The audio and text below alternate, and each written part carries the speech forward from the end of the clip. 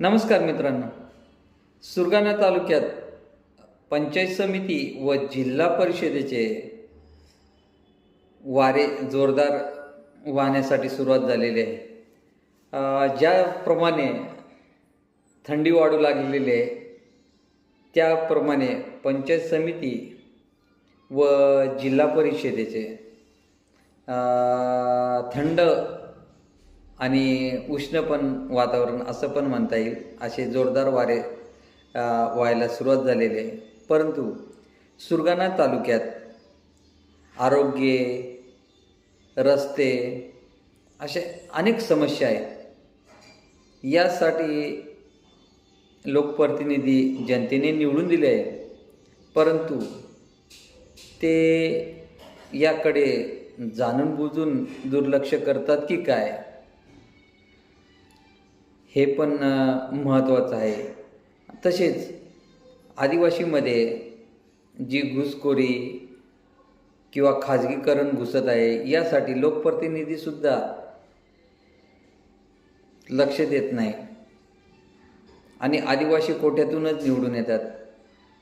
ही गंभीर बाब आहे. जनतेला उशिरा का होईना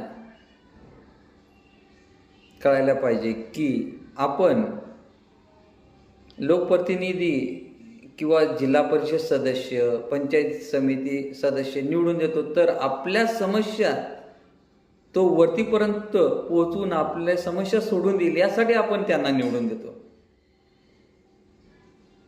परंतु 2017 जे निवडून आलेले उमेदवार, त्यांनी गटात किंवा गणात कुठंच फिरकून पाहिले नाही आणि विकास कामे तर शून्य.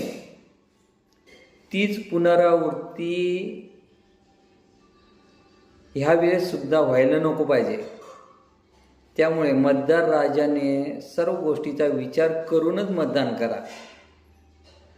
योग्य, सुशिक्षित, तो आपले मार्ग सोडू शकेल अशा उमेदवाराला निवडून द्या.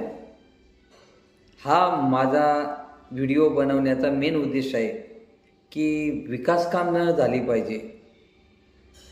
त्यामुळे भूलथापे देणारे, बोटावर मोजण्या एवढे नेते तुमच्याकडे येतील, तुम्हाला विकासाच्या भूलथापा देतील, मटणाचे आमिष दाखवतील, पार्टी देतील, दारू देतील. किती दिवस होते? 2 दिवस. याची सजा 5 वर्ष भोगावी लागणार आहे.